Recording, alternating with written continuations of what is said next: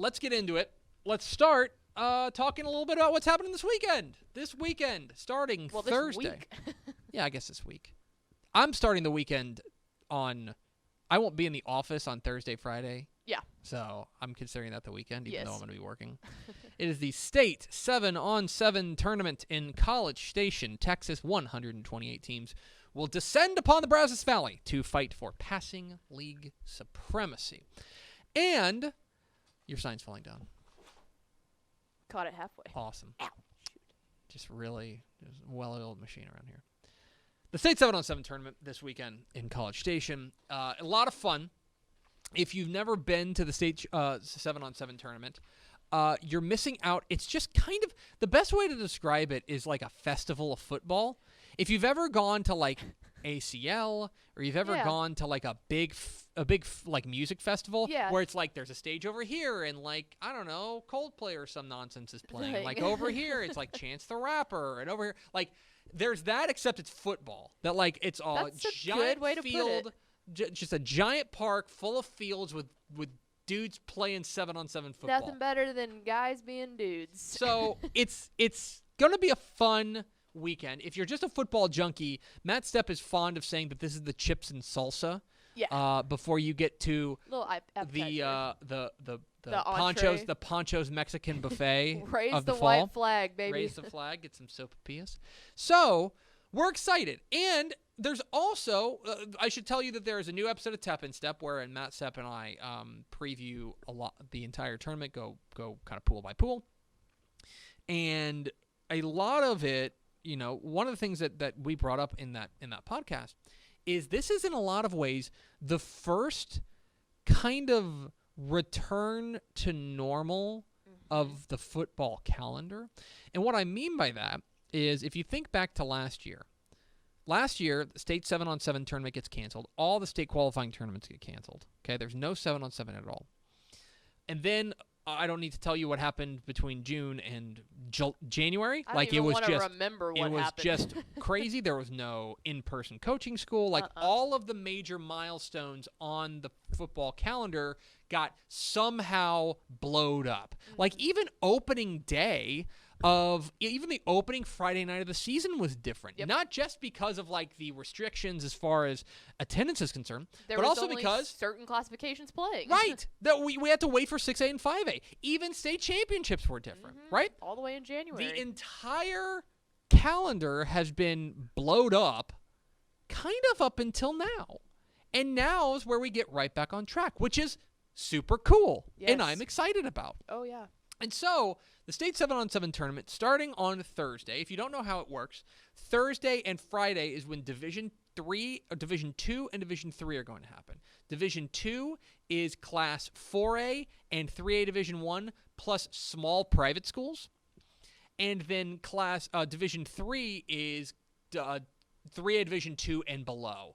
There are every once in a while we've had a 6-man team that has played 7-on-7 football. There are no 6-man teams this year in the state tournament. But if you're smaller than Division 3A Division 1, then you play in Division 3. There's 64 teams in Division 3, 64 teams in Division 2, and then around noon on noon? Yeah, I think noon on or 1. Noon or 1 on Friday is when Division 1 joins the party. Division 1 is the big schools. It's 6A, it's 5A, and it is the large private schools. Yeah, it looks like 1 is the first. Yes. First 1 is the first game for Division 1. Kickoff. They blow the air horn. Yeah. They blow the air horn. I was like, how do you phrase that? Yeah, air horn. So we, of course, will have coverage on TexasFootball.com. Out there, and we're excited to go out there. We've got Stepp's got his big primer up there about what to expect. That's up on the site. Pools are up. The pools are if you're watching, think of it like this: if you're watching Euro 2020 right now, or you watch the World Cup, they put teams into 4-team pods. You then play round robin in those tournaments. And then, depending on which division, that is how you advance to the actual kind of elimination tournament portion of it. Right. So there's going to be a festival of football. There are 120 teams. We can't break down all of them. We're going to have a piece up on TexasFootball.com very soon wherein Ishmael Johnson and I are going to identify a number of teams that we are going to have our eye on. Here is a kind of a grand scheme of things what I'm going to be watching for. First and foremost, I think obviously it's going to be easy to pay attention to quarterbacks. And there figure to be a lot of big-name quarterbacks out there. Cade Klubnik from Austin Westlake is going to be out there. Connor Wigman from Bridgeland is going to be out there, right? Hut Graham, the recent commit to Texas Tech out of Gunner, is going to be out there, right? Garrett Rangel from Frisco Lone Star is going to be out there, okay? Big-time quarterbacks out there as well. What I would tell you, and then the receivers obviously are going to be big names as well. What I would tell you is I would challenge you to focus on the other side of the ball for a moment and take a look at the defenses here, because that is, in my opinion, everybody can score in 7-on-7. If you have made it this far, you can score. Yeah. The difference between being a good 7-on-7 team and an elite 7-on-7 team is how good your defense tends to be. And I also think, this is me, I also think that probably translates more into fall success than the offense. Just because I think that if you have a strong secondary, that's a little bit more one-to-one as opposed to running a 7-on-7 offense where there's no linemen, there's no pass rush, things like that. It's literally just like playing a pickup basketball game that's make it take it. Like, if you can have any sort of defense, then you have an advantage. You have an advantage. If not, it's make it take it, and they just keep getting the ball and scoring. So keep an eye on the defenses. That's one thing that I've got my eye on. Another thing that's kind of a fun quirk of 7-on-7, you will have some teams that are going to run 7-on-7 offenses, okay? Yes. And they're just kind of garbage offenses. They're junk offenses. What they are is they are designed to be as good at 7-on-7 as possible. That means that they're going to be running routes that plain and simple wouldn't work. Like, they're going to be running like a 2-yard drag route. And it's like, that doesn't make any sense because there would be linemen there, or at best, or at least a linebacker standing right there, right? Keep, like, those I discount a little bit. What I am a lot more interested are teams that are running versions of their base offense, okay? So you will see, and this is going to sound crazy. Here goes the slot T-dog. You're going to see play fakes, okay? That sounds crazy because, again, I can't stress this enough. You cannot run the ball. No. That is illegal. You're going to see people motion over knowing they're not getting a handoff. You cannot.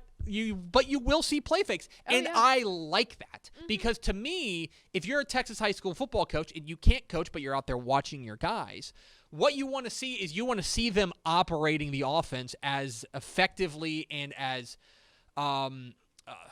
being as close to what you're going to run on Friday night as you're seeing out there. That's the whole point of it. That going out there and running a bunch of 2-yard drags doesn't make a ton of sense, in my opinion.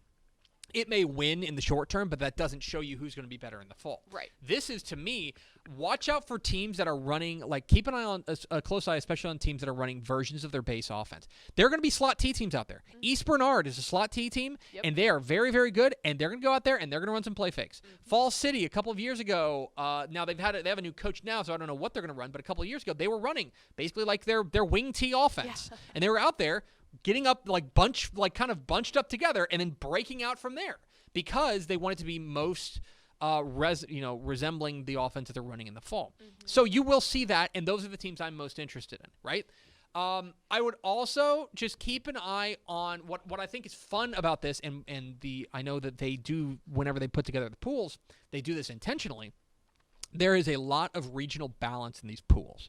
Yes, there's some pools that have like 2 Houston area teams, right? And there's a couple pools that have a couple of DFW area teams. That's just because they couldn't get around it. Right. But you will have, I think, a great balance of teams from El Paso playing a team from DFW. And that's like here's Pool C in Division 1. You've got El Paso, Eastwood, Frisco, Wakeland, Georgetown, and Spring. Perfect. So you have El Paso, DFW, Austin area, Houston area, and it's like, that's perfect. That's awesome. That's what you want to see, because you want to see these teams go out there and play and play teams that maybe in even styles that they're not used to seeing, right? And it also gives an opportunity for teams maybe in more farther flung areas like El Paso to show out and go up against big time major metro area teams.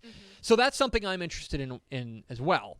Of course, another thing I think that's going to be very interesting about this is for the first time, there's no halftime. There's no halftimes. Okay, there's no halftimes. They are going to be basically now. You've been out to an SQT, I have not. Yes. But the games are still 2 15-minute halves. But it is basically the halftime whistle blows. You get like a minute. Yeah. To go grab a sip of water. Everyone walks over, grabs water, pats each other on the butt, and you're right back out. But then you're right back out there. They want to keep these games moving along, which is nice because it used to be there was like 5-10 minute halftimes. Like, come on, let's move this thing along. It's going to be quick, and so there's going to be a lot of action. If you're going out to College Station, bring a chair because it's just a big wide open field, guys. Yep. Bring a chair, bring a hat, maybe an umbrella. Bring out an umbrella, bring a tent, something. Bring sunscreen and lots of water. Lots of water. It's going to be hot. It's going to be humid. It's going to be out there like that. So. Keep those would be my advice. That would be my advice there. I would also say, on Friday, especially when all the teams are there, plan on just getting there early. Plan on getting there earlier than you think. It's a massive park, but it doesn't look like parking is parking gets full quick. Yeah. Parking gets full quick. That's what I'll say. So there's that. There's one other thing I should tell you about it, which is if you're not going to be able to make it to College Station, Tier, you won't be able to see us, right? Matt Stepp loves surprise hugs. Yes. But you can still catch the action live. That was crazy. I don't know what just happened, but I know we're going to see.